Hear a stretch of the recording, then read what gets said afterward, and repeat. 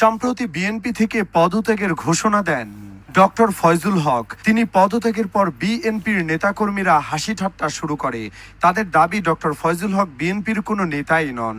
অথচ কিছুক্ষণ পরেই বিএনপির হাইকমান্ড থেকে ফয়জুল হককে বহিষ্কারের নোটিশ আসে। ফয়জুল হক দীর্ঘদিন ধরে জামায়াতের সংস্পর্শে আছেন, তবুও তাকে বহিষ্কার করতে ভুলে গিয়েছিল বিএনপি।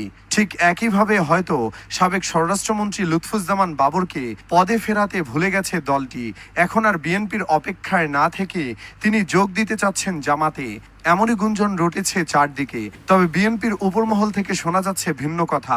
তাদের দাবি বাবরকে ইচ্ছে করে পদে ফেরাচ্ছে না বিএনপি, তাকে ফেরানোর কোনো ভাবনাও নেই। তাই ভবিষ্যৎ না দেখেই হয়তো বাবর দিনকে দিন জামায়াতের দিকে ঝুঁকছে। এরই মধ্যে জামায়াতের আমিরের সাথে ভাইরাল হয়েছেন সাবেক এই বিএনপি নেতা। কারামুক্তির 6 মাস পেরিয়ে গেলেও বিএনপিতে কোনো পদ না পাওয়া বাবর যোগ দিতে পারেন জামায়াতে ইসলামে। শফিকুর রহমানের